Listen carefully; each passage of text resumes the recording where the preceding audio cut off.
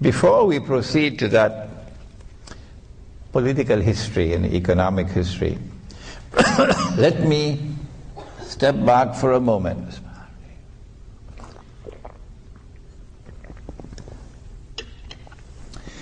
A companion of the Prophet ﷺ, whose name was Tamim ad-Dari, came to the Prophet ﷺ in Medina and narrated something to him. And the Prophet ﷺ then said to the people, "Sit down. Tamim ad-Dari has come to me and told me something about Dajjal, which confirms what I have been speaking to you about." And this hadith is located in Sahih Muslim. And here is the event. When I analyze the event, I come to the conclusion that this was a vision. But when I give my opinion, don't you dare accept my opinion. No. I don't want you to accept my opinion unless and until you are convinced that it is correct. Other than that, you will not be showing respect for your own rational faculty. I never did that with my own teacher. I gave him more trouble than every other student combined. I never accepted anything that he taught me until I was convinced that it was correct. That's the way he trained me. So I won't be simply a parrot, someone who came out of a Maulana factory. And that's what I want from my students. This is my opinion, that it was a vision, not an actual event, a vision. In the question and answer session, you may ask me, well, how did you come to that conclusion? Tamim ad-Dari and some 40 of his companions went on board a ship. And ships normally travel in water. I don't know about Malaysia. So you have to look for a body of water. It's logical deduction. And you're leaving from the Arab world. The Arab world. And that part of the Arab world where Medina is located, to the north is Jerusalem. So you have the Mediterranean Sea. And then on this side you have the Red Sea. But a storm came and blew the ship for a whole month. So we eliminate the Red Sea, because if a storm comes in the Red Sea, within 5 minutes you reach land. But this one took a whole month before it reached land. So we eliminate the Red Sea. And then they came to an island. They came to an island. And I recognize that island to be the island of Britain. But some people, they can't understand how can a ship travel through the Mediterranean Sea and reach Britain. Or, well, how come the US Navy and US merchant ships, since the United States was born 200-something years ago, was trading with North Africa? Lots of American ships used to be trading with North Africa. How did they get into the Mediterranean? So it is possible to get out of the Mediterranean with a ship. Elementary geography. I recognize the island to be Britain, but don't accept my opinion until you're convinced that it is correct. There are some who are convinced otherwise. They think the island is Singapore. When they landed at this island, they got on shore and they were confronted by a very hairy creature. So much hair that you could not tell which side was head and which side was tail. Much like in lower Manhattan, you can't tell who is a man and who is a woman. So you couldn't tell which side was head and which side was tail. And then this creature is called Jassasa, meaning a spy. So this is an island located about 1 month's journey by sea using wind from the Arab world, the Mediterranean coast there by Syria. And it is an island with expertise in spying and espionage, you know. A hint for you, James Bond kind of stuff. And Jasasa pointed to the ruins of a monastery and said, there's someone waiting for you there. So this is an island in which religion will eventually crumble, and churches are going to be sold, restaurants and discotheques and bingo halls. Churches on sale, because nobody go into church. And so they hurried. And when they got to the ruins of the monastery, they found this human being. He looks like a human being, but he's in chains. His hands are chained to his neck, and his feet are chained together. And he questions them. And they are very interesting questions. For that you must read this book. And then he said, I am Dajjal. I am Dajjal. And when I am released, so up to this point in time he's not as yet been released. This is about the 2nd or 3rd year after the Hijrah in Medina. When I am released, I'll enter every town and every city, but he didn't mention Kampung. Did you hear that? He said, I'll enter every town and every city, including Kuala Lumpur. But he didn't mention Kampung. For our audience outside of Malaysia, Kampung means village. So protection from Dajjal is better in the village, in Kampung, than in the city.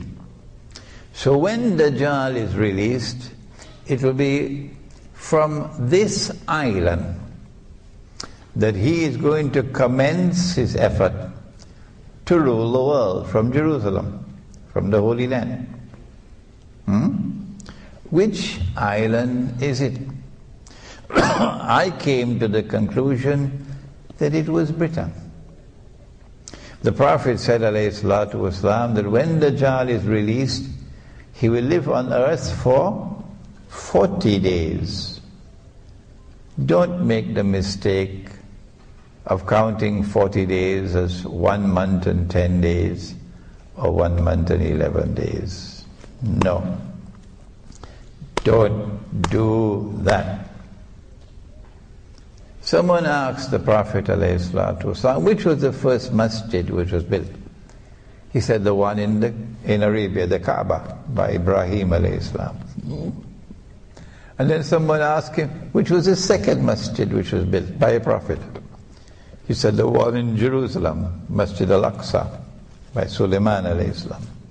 And then he was asked, how much time elapsed between the construction of the two? He said 40 years. He said 40 years. When every single Arab in Arabia would know that it is far, far, far more than 40 years. But thousands of years in between.